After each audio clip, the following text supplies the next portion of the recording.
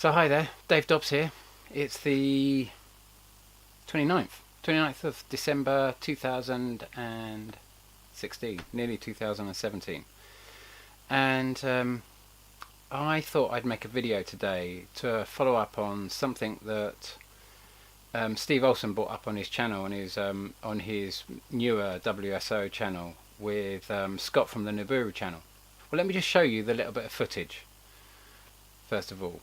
I zoomed in on it, and when I zoomed in on it, I basically almost choked on my coffee. And Yeah. Yep. I was like, wow, I cannot believe this, because there's no other planet in our solar system that's going to produce, this discharge of these wings. Right. And that brings up the other thing that you sent to me, and you said, hey, Steve, we need to get a hold of Dave Dobbs. So Dave, if you're watching, I have tried to reach out to you a couple times, but look at what happened. This is from December 17th, I believe, right? Yeah, a couple days ago in France.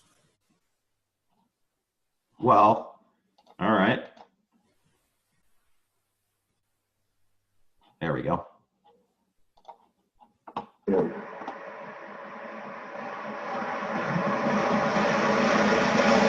And I think, if I'm not mistaken, that this fits with Dave's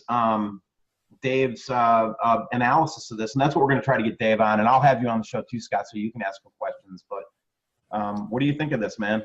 Yeah, I mean, this was I got this from one of my subscribers in France. What I'm actually finding out is there is some censorship going on in France. Okay, so thank you for first of all, Steve and Scott. Thank you for both inviting me in to comment on this. Excuse me, making my own video. I'd love you to put it up with some of your stuff as well, because it very much follows on with obviously this whole research. And Steve, I've got to be honest with you, this doesn't fit into my timeline. It doesn't fit in, and it doesn't make sense with the current timeline, and therefore we have to start making calculations as to what that is. And you've seen me continuously bring up these twin tail sort of flybys. And in the later videos, when I first brought them up, I only really show short shots of it, because you can imagine most of my subscribers and people who are following what I'm saying have seen it so too many times. They don't want to be taken through each very long sighting, and that's the characteristic of these sightings, is that they occur for a very long time. They stay in a very they sometimes move backwards, they sometimes move sideways, they sometimes they stay in the sky far longer than a jet chemtrail or comtrail, contrail, whatever they're called. But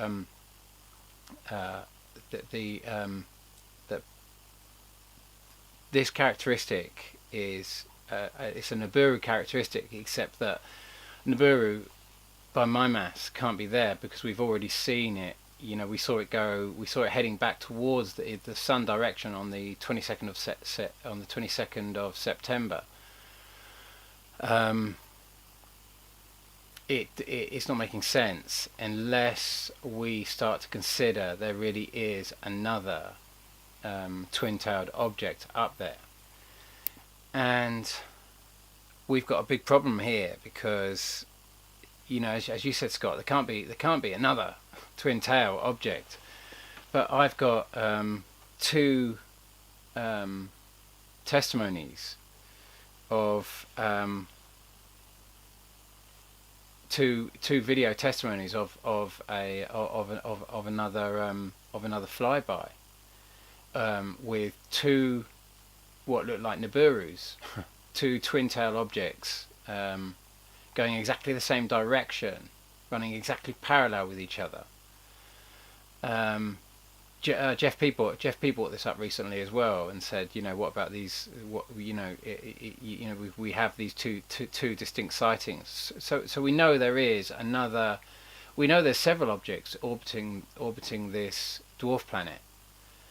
Several celestial bodies. I'm not too sure how many exactly. I've heard lots of different sort of accounts. but you know, I like to sit. I like to have documented testimony, and that's why these flybys are so important to me, because they're real flybys that are coming in from a variety of sources, and each one independent. I can't imagine all of these people coming out and getting together and saying, let's all post these independently.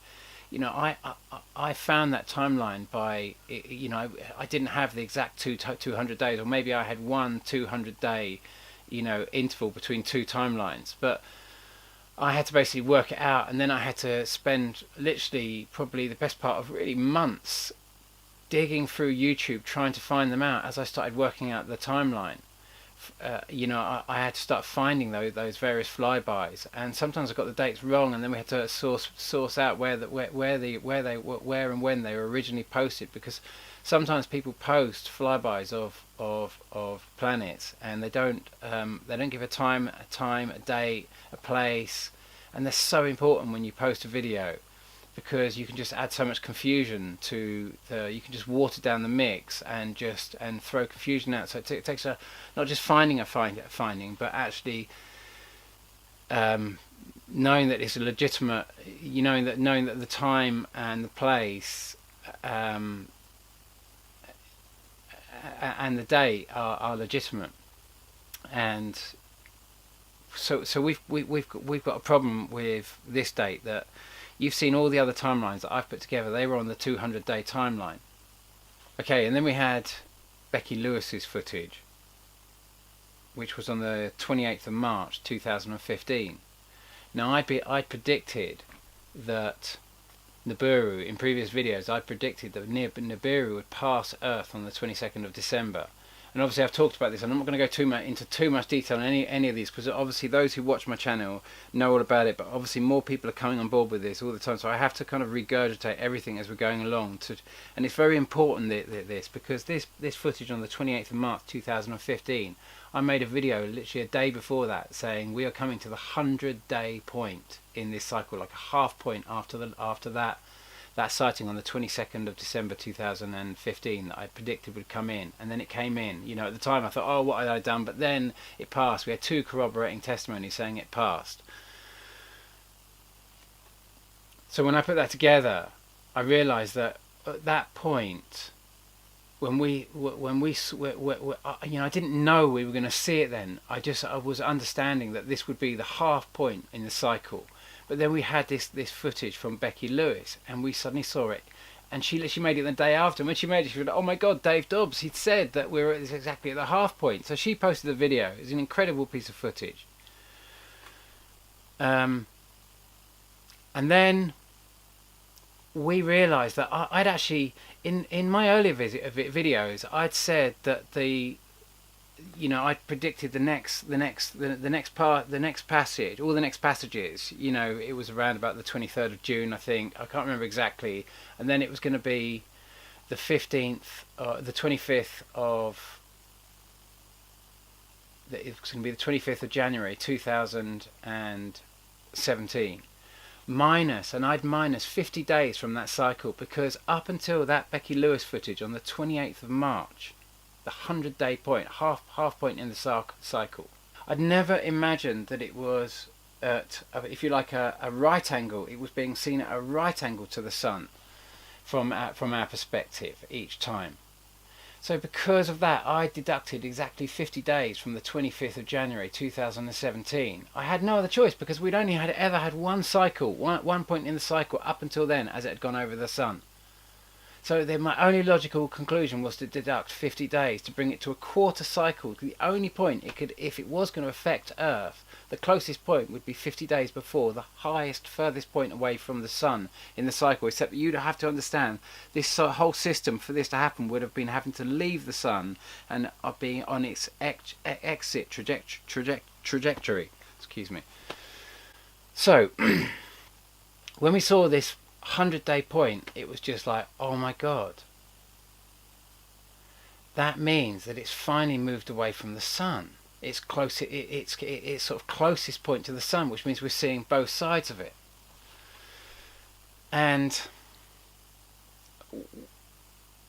but then we knew it was beginning, absolutely, without any doubt. It was not still going round, it was actually leaving the sun. So we knew it was on its way out. It was just that where was the exit point? Was it going to come straight over the sun and keep going, sort of in an arc, or was it going to come right back round and come back from whence it came, the same sort of direction? I have no idea. We can all have our different theories and that sort of stuff, but we've got to understand that obviously there's higher bodies, higher intelligence in our own world that understands more about this than I do, that is not telling us. And because maybe it doesn't want us to be too scared, maybe it just doesn't know how to deal with it, maybe it just doesn't really know which side of the fence it's on in all of this, that it's so confused by all the data, it just doesn't know. It's piggy in the middle of just too much, that it hasn't actually got any answers right now. It's just how to deal with the most impossible thing to even believe. And when you do see it, you just can't believe it. It's just overwhelming. And so we come to this footage that you've sent me, Scott, via, or Scott and Steve, you've sent me this footage. Like I say, it doesn't really fit in, or maybe it does, and the 50-day thing is correct, but if that's the case, that's not making any sense to me, because I'm not seeing. You can see just by looking at that footage of the twin tail. So that was on December the 17th, that twin tail. And then we have this footage after on the 20th that I'm assuming it's on the 20th, the morning of the 20th, I'm assuming, where you have this red orb and this what looks like a twin tail again.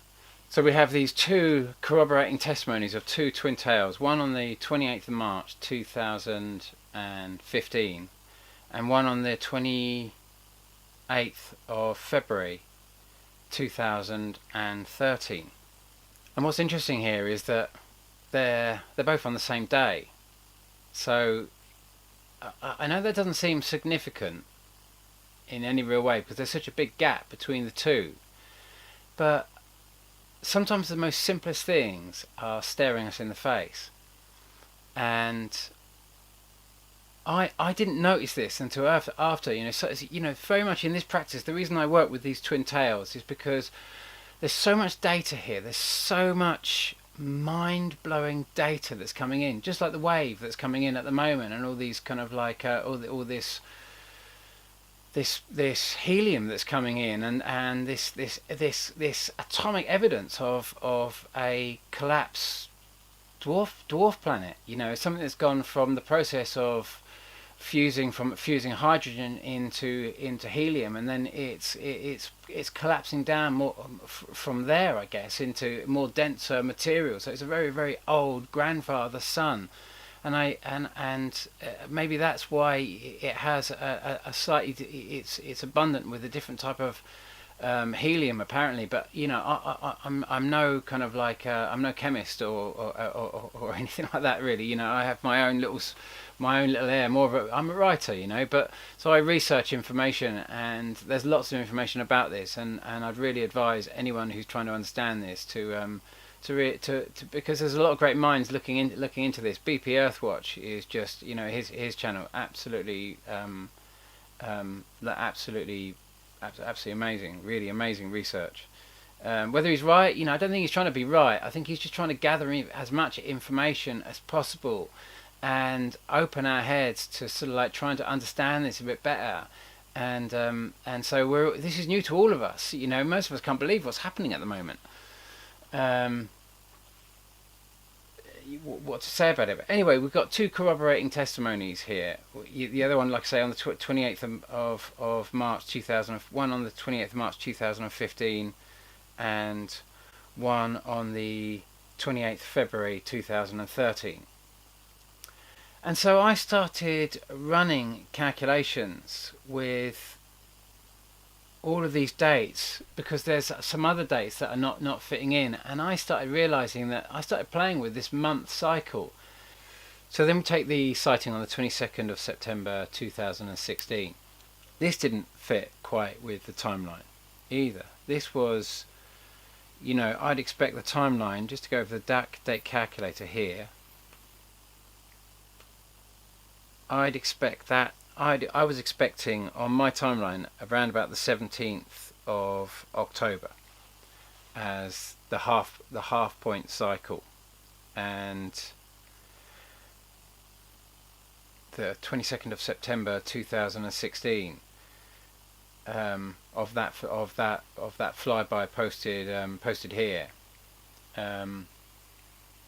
That threw a spanner in the works for me. That really did as well, because we have to follow. If we really find a pattern and we've got enough flybys to actually to make this work, so we're not just kind of like, we're not just playing with the numbers. We've got 7, 8, 9, whatever it is, flybys, all of, and really very close to 200 days apart, and that's just too much data to ignore. So, and we've got, like I say, we've got two sightings with two twin tail objects, in both pictures. They're both parallel, and they're a couple of years apart. So I'm starting to put it together that we've got another object. If I put all those dates into a calculator, into a date calculator. Okay, so that means we've got two corroborating testimonies of two twin tail objects, and we've worked out one of them. We've worked out the one that has the 200-day timeline, and that's really what I've been focusing on. We have to focus on that, because that's the data that's really coming in, that we're seeing, that gives us, it's the only thing I can see that's going to give us any real clue as to where this thing is exactly, and when it most affects us by absolute fundamental flybys. It's so important. You can see what rests on knowing the exact time that this most affects us, and as the data comes in, we can start building more of an understanding. So we're getting these various shots basically coming in that are basically, they're only occurring when we're very close to nemesis of something else, other objects orbiting, other twin-tailed objects orbiting nemesis. It's all just so impossible to believe. When I start putting the data together, it's a little bit hit and miss, but it seems that this thing has literally a 30-day thereabouts cycle, give or take. It's difficult to tell, because you never see it when it's completely in line. You only see it when after the sun has set. So you're not getting, we're seeing it at various points in its cycle, but it's all just so unbelievably impossible to believe. You're bringing in another thing to try and make sense of all these different sightings, but actually, the kind of mass of this is, it kind of all falls on the 25th of, in my mind, it's confusing the data, but we're finding patterns where we can start filling in the gaps, and I'm still limited. That we've had this shot that I took on the 2nd of December, and now D.U.M.B has put up a shot on the that was filmed on the 25th, which I believe is the same thing. We watched this object. I saw this object in the northern hemisphere, and that was the picture I caught on the 2nd of December this year, and it's just reappearing now. To me, it's the same thing. It's going round and round, and so it's really confusing all our heads now. That shot on the 22nd of September this year. this shot looks very similar to the shot that you caught on the 17th of December, or you're showing on the 17th of December, Scott. It's looking like this was the first time that we've ever been really that close to that second object, which gives you an idea of how close we are to Nemesis right now. We're literally, you know, like I say, if Nemesis was going to affect us, it would be affecting us massively now.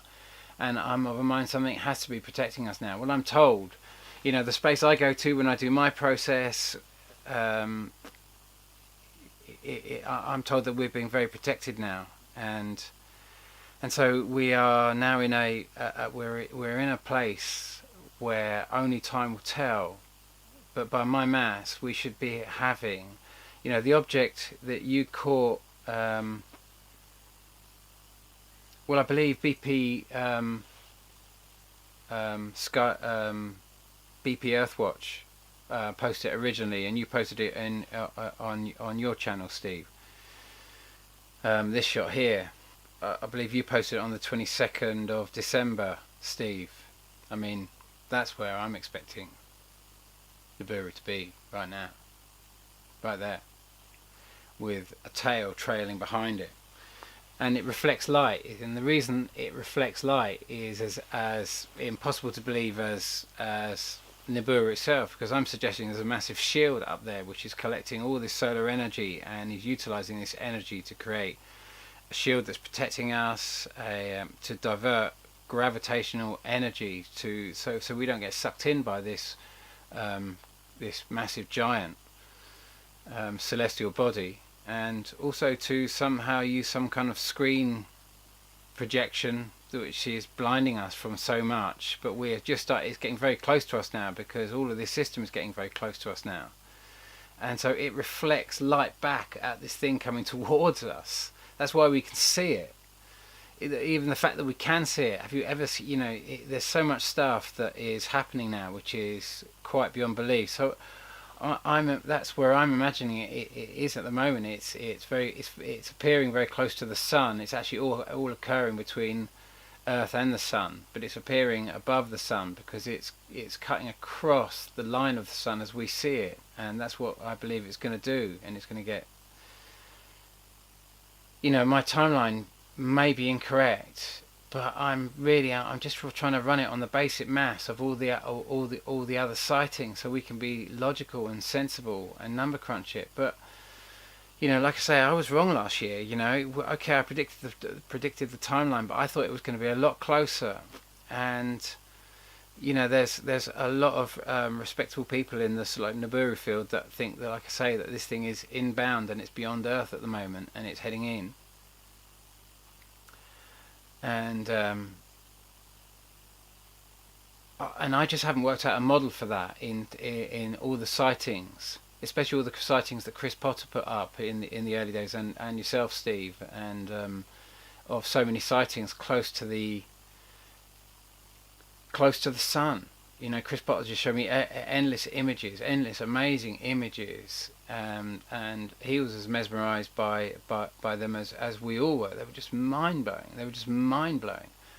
And so I have to believe that this thing has been in between, close to the sun for the last several years. I can't get around that, and that now we're finally seeing this thing popping into our night sky. And you remember that the incredible footage of Matthew Rogers? I think it was on the 15th of August. If it's not up at the date, I'm correct, but that was about the time that I was expecting this whole system to be seen in the night sky, but not actually right in our night sky, just when the sun sets. After the sun sets, we get that little passage like we do with Venus. It never goes over us. We only see it we see it in the night sky way before it comes into transit. We see it as it approaches us, and it becomes a kind of like evening star, and then we see it as it leaves, it goes underneath Earth, doesn't go over the top into a night sky, and we see it as it quite a considerable time after it's left its transit, and it's heading out when it becomes our morning star.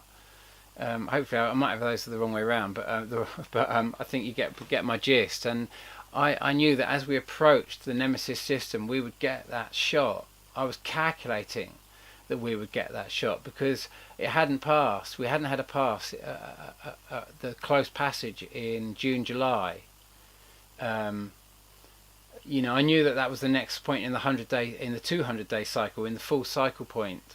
But I didn't know if that was the exit, location, or whether Nemesis was going all the way around the sun and back out, like I say, from whence it came. So there's been so much unknown data, we can just calculate it. But with all the sightings, especially with the helium now and everything else like that, how much data do you need? All the earthquakes, the volcanoes, the sinkholes, the whole shaboodle is absolutely happening now.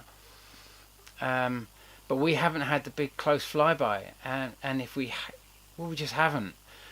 We're expecting, but we've pretty much done. I believe we've pretty much done Nemesis now. We've pretty much passed it, and so this now becomes a bigger kind of picture in that we can't believe any of this.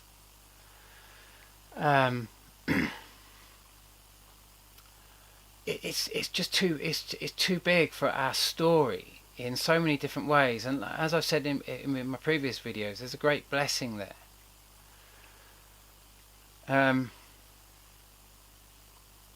Except there's an enormous amount of confusion. I tell you, there's more confusion now in terms of, you know, I find it the hardest thing to believe sometimes that we have a democracy, and we see, you know, in Syria we see 90% of the Syrians voting for Assad. You know, they have to risk gunfire and everything else to vote. And the most unbelievable thing is that when we have our democracies, most of us sit it out. And that disturbs me. It disturbs me because it disturbs me because I have a different picture of our political process than I think a lot of people do. Only because, like I say in my previous videos, I've run for government, and we did it as a bit of a piss take, really, when we turned a sort of sound system into a political party. And we all kind of run for government, and I was so on the other side of the fence at that stage, and so I'm not trying to point a finger at the non-voters here, because I was on that camp as well, and I find just not voting and giving up your power and walking away when so many people have fought for those rights to express a choice. But before I get myself into too much hot water here, because I don't want to sound like I'm blaming, because I do understand, because I've been on both sides, but I just want to play you this incredible bit of footage. Well, let me just play you this. It seems irrelevant to Nibiru, but we're talking about belief structure here, because if we can't believe this is real, if we can't believe what's happening now, we're not going to be able to do anything. And so the problem is that we can't believe Nibiru because it's just too unbelievable. It's just, how do you touch that? How do you bring that into a story? When it's so fantastic. So let me play you this bit of footage here. This election. Let's talk about the election. You know, as we speak today, it's down to Hillary, Bernie, and Trump. Yeah, but see, you're talking to the wrong person. I never believed there was going to be an election this year, and it's not. Mm-hmm. Trump ain't got no money. Trump ain't never had no money. They talk about his daddy. You ever seen a picture of his daddy? You ever seen anybody write a story about his daddy? No. I mean, they got his money from his dad, yeah. I didn't ask you that. See, you keep talking to me. I don't want to hear. I asked you, have you ever seen a picture of his daddy? No, I have not. Have you ever heard a story about his daddy? And that don't bother you? Huh? That don't bother you? And so much of us out here been talking and shit. His sister had to hold a press conference. No, he didn't give him no $100 million. He gave him $1 million. I wonder why he didn't give me none. Huh? You know? See, if you're getting in this here and you're going to talk, you're going to move to people more powerful than me. I ain't gonna talk to you if you don't know nothing. The fuck I'm gonna talk to you about money if you ain't got none? That's what this shit is about. That's how NBC and ABC, that's why I look at them. Not that I believe them, they got $1 trillion industry to do the research, and I can pick it apart. That's simple. So, I know you don't expect there to be an election, but did you think Trump would get as far as he has? I didn't know who it was. Huh? Look, let me show you something here. Let me show you the shit that I know.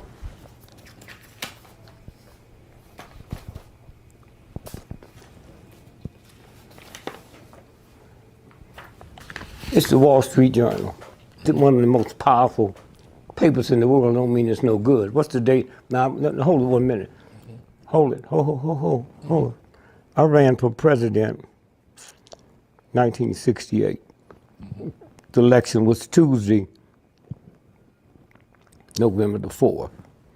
This story ran Friday, 4, 5, 6, 7. 7. Now, what's the date on that? What paper is that?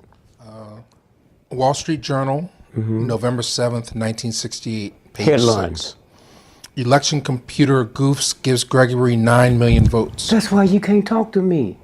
I got too much information. I got 9 million votes in the state of Pennsylvania. Huh? Okay? That's what fasting do. Huh? Now read the first paragraph. Some machines just aren't to be believed. Take the big computer in New York that was designed to compile results of Tuesday's general election. All elections are tabulated in New York City. Go ahead. At one point early yesterday morning, the machine was crediting Dick Gregory, the comedian turned presidential candidate, with 9 million votes in Pennsylvania. Now, here's what happened.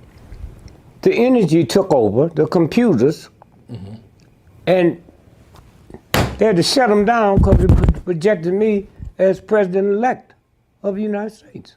And they couldn't change it because they couldn't change the numbers. Wow. 9 million votes in one state. I know what it was. They went in there and tricked the machine for Nixon, but somebody put it on wrong and they gave it to me. So I'm going in the election and know all this bullshit y'all read. It ain't true. They did it just like they did that. Huh? Just like they did that. Yeah. The one time Trump lost, he said it was rigged. The few weeks ago. First, there's lost. 2 Trumps. Okay. The one in the red tie is the real one. The one in the blue tie is not. The one you saw last night after the victory was the blue tie. Now, if you would punch up Dr. Carson, Ben Carson, when Trump called him a pedophile, and the next day he joined Trump, and the guy asked him, see, every now and then you slip and say something? He said, why'd you do that? He said, it's 2 Trumps. I was with the good one. And so that's the problem basically. You got this guy, he's, president-elect effectively. He believes they just dumped all those votes on him and made him win. And made Nixon win. And there'd been a computer glitch. But I mean, we don't know what really happened there. But to me, that computer was probably correct. Probably quite correct. I doubt very much the system is that fixed. I imagine it's being sort of like, I can imagine it's being tampered with as soon as you're bringing in private bodies to start counting your votes. When in England it's all done by a massive, when the votes are counted, there's all the different parties are there. Every candidate can bring 10 people of his or her own in and to watch the count, and it's all done by the general public that are invited in, people working in the councils and other people that are invited in that have to qualify certain things. It's a very controlled thing, but it's run by the people. It really is. The irony is that it gets taken over by the media. and we get actually repulsed out of the whole thing, and but I think that the reason we don't vote is that it's our way of protesting somehow, and yet it was the people that won that, and we're kind of being repulsed out of that, and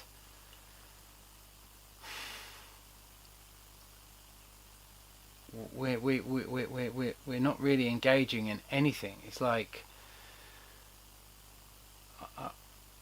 unfortunately, I've not been able to make any comments on. I've just not been able to. I've not been able to handle the comments or any. I've not been communicating with anybody at all. I've just struggled so much with communication with this because I've kind of hit a bit of a wall in myself. When I wrote Laughing Gas, and when I mentioned that, like as I always say, it's not a plug. I'll leave a download link for the book, so you can get the book. You can get the book free of charge.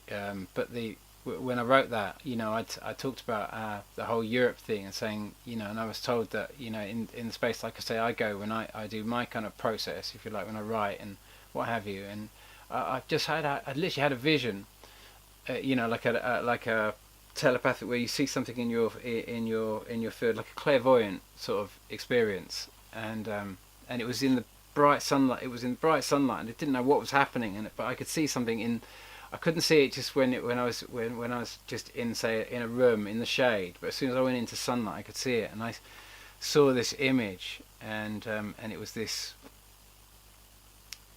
It was just like catching in the sunbeams, and it was bunting. What was literally bunting? I couldn't work it out, and then suddenly I saw the bunting, and as soon as I saw the bunting, I realised the bunting was connected to this massive funnel, and this funnel went down to this huge, great ship, and it was massive riveted plates, and it had 4 funnels, and as I looked at the front of it, I knew it was the Titanic, but it said Great Britain, and I know Isambard Kingdom Brunel's. I'm fascinated. I've always been fascinated by many of the things he's constructed, and I know the SS Great Britain, and it wasn't the SS Great Britain. It was most distinctly the Titanic, and as I saw it, I heard the words. If you cut, we come to a juncture, and if we. And if we cut our anchors, and a juncture between going east and west, it said if we cut our anchors and go west, our fate is sealed. And it was such a grave kind of like, and so it kind of inspired me. And much of Laughing Gas came as a result of these kind of inner processes to sort of like of this kind of message that was coming through me, which I put into this story. And when I see a lack of engagement in the political process, to me, like I say, that's as unbelievable to me, because that's why I kind of run on it, to try and engage. And I realise I don't see, in whatever I communicate with, I don't believe I see the true outcome of anything. I just see kind of possible outcomes and possible scenarios, and they're so difficult for me to sort of, because I don't know the outcome. Our choices create the outcome of this, and so the message here is that we're in it. We've given up. It's very difficult sometimes for other intelligence to get involved if it doesn't know which side of the fence we're really on. And so the process that we're going through here it has become so much of a bigger process, because it transcends anything that is political, and it transcends anything which is really what is kind of physical in our world and beyond this world, be it Nibiru, Nemesis, or anything. It's about the process that's happening on a much deeper level, on a soul level, and that's what as I'm understanding, this is really all about. You see, if this world is destroyed in this process, it's a loss for all souls that come to this planet to incarnate. Because you lose so much of the valuable life, what planet Earth is really all about, the the genetic mandala that makes life what we are, the bigger picture, not just now, but all encompassing now. And so what we destroy and what is destroyed in any process, sometimes if that destruction is so massive, it can affect the future of a planet, because you can't, certain souls can't incarnate there in that fashion anymore, because the intellectual property, life, genetic intellectual property has been destroyed. And there's no winners in that situation. And we've had to go through an enormous evolutionary jump. You know, if Nibiru is unbelievable, the concept that Earth has been invaded is as unbelievable, or more or less unbelievable, but it's quite beyond belief. And unfortunately, that's really the bigger picture that we're looking at here. We're coming to an understanding that we've been dominated by a more advanced species for a long time. And, you know, I've got to come out with this because it's also unbelievable, but I don't know that much about them, other than it would appear that they live in our oceans. They are our maritime law.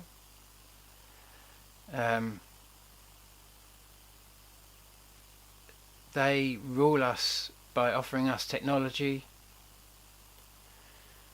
and they only deal with the most aggressive parts of humanity. So humanity is kind of forced to take an aggressive stance when dealing with this more advanced intellectual species. Call them reptiles, call them whatever you like. And it's led to this dynamic. And really what's actually happening is that humanity is becoming neck and neck with this other race. And the intention and the allowance of this whole process was to see that humanity had invited in this more intelligent species onto Earth, but the agreement always was that in exchange for a place to come, they would give us technology. That was how the whole thing was opened up. That's why other parties couldn't interfere, because it wasn't so much an invasion as an invitation. We invited them in. We called, you know, it was an exchange, and that exchange has actually been paid for by their being here.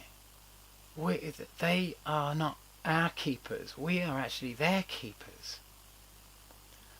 And this is the biggest deception of all, is that humanity is piggy in the middle of if you like, it's piggy in the middle of a more aggressive, intelligent species. And Nibiru, literally this massive thing that seems to threaten everything on this planet. And we've got to see where we have fallen short of the mark and where things are going wrong here. But we've also got to see that we've been piggy in the middle here because of choices that humanity made a long time ago that brought this whole transition. And literally this transition is what you're looking at. Really, the most logical suggestion is that makes the most practical sense is that all the water from Mars came to Earth. And there's various arguments of how that's occurred, and I've got my own arguments that it was a dimensional tear, and I've got so much evidence of that now. I've just got so much evidence of it, and I've posted previous videos about the water coming from Mars and Atlantis, and all the information's there in my previous channel. So I won't go too much about the transition of that, because like I said, this whole thing is so unbelievable. Everything that is going on now, I'm afraid, is beyond the scope of your belief. That the only real chance you've got left is to kind of step out of that now. Step out of that now and realise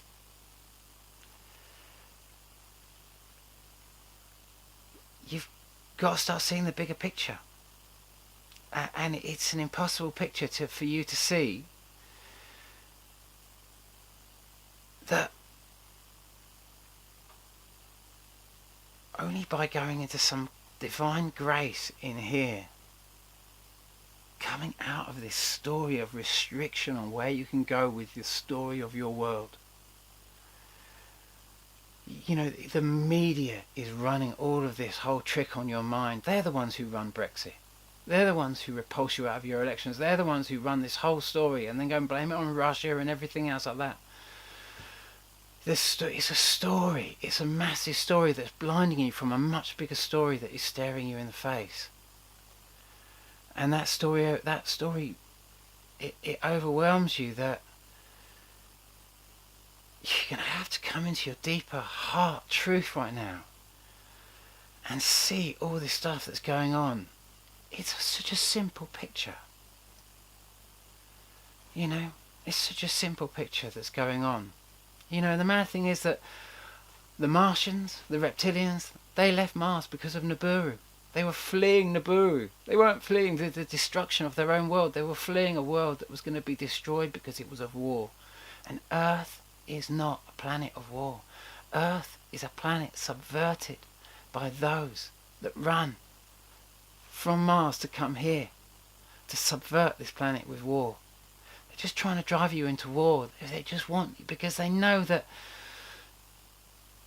truth that this isn't going to destroy this planet. And many of those at the top think that it is going to destroy this planet, and it's not. But there is going to be a massive change, and that change is so simple. The biggest part of that change is that from after Nibiru, after the passage of this, Earth goes from a duality into a singularity. That's how this is going to be settled. One human, one soul. That's what's been told to me. That's going to be the biggest part of this.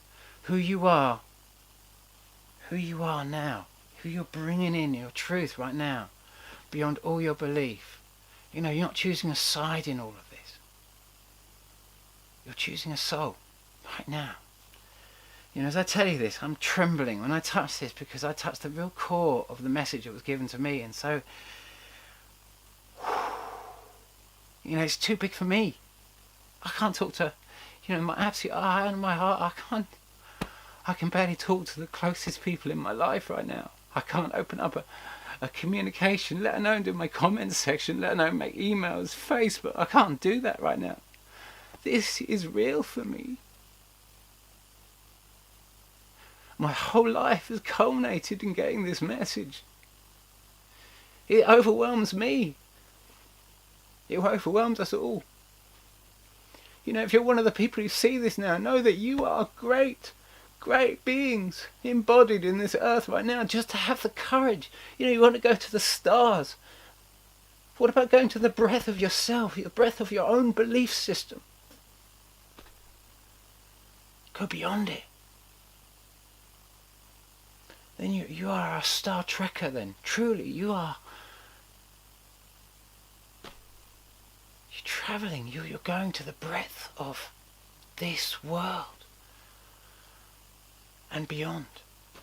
You're going beyond your own, the structure of the story that it's not a prison, it's a prism. And we bounce off it and we just go round and round and round. And if we want to get out of it, we have to go in through the center of ourselves. We have to go to that divine process directly in ourselves and realize we are already everything.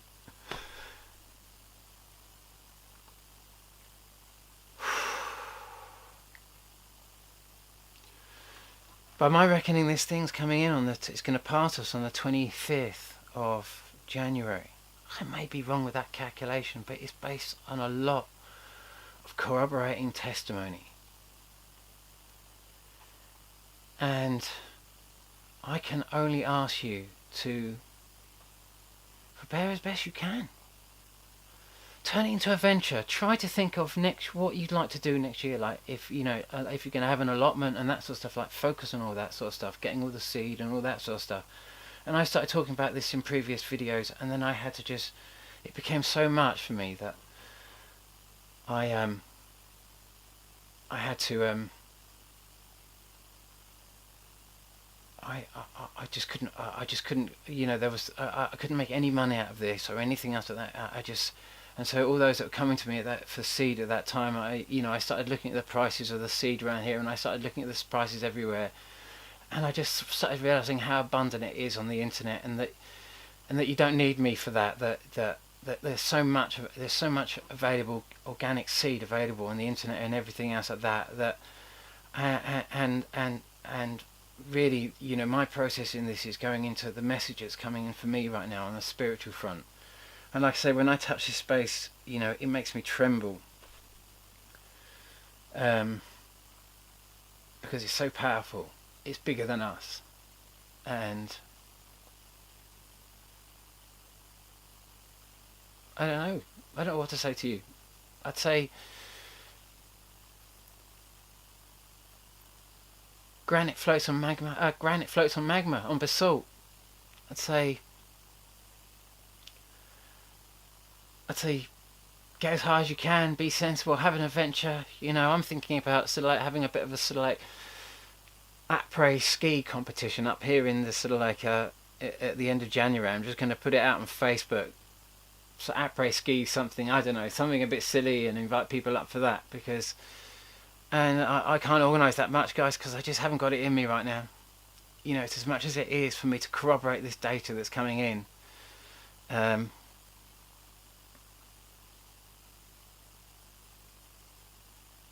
You know, my heart's with you right now. I haven't got a lot left to say in these videos, because I don't know what you know, I'm going to just spend the rest of these, I'm going to post a few more videos and post the sightings that are coming in now, guys, but you know, you've just got too much sensational data that's coming through you now that is just like,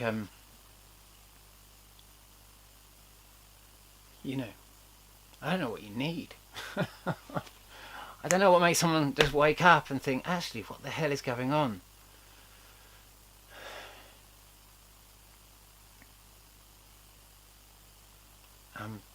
You know, I'm just keeping a life up here and just doing it myself, putting it into actions. And you know, you've got to come into yourself now and do what you've got to do. So, because I'm trembling so much, and I've been waffling on enough now, and I realise that, you know, it is what it is. You know, your process in this is what it's all about right now. Who you are, who you have the courage to be,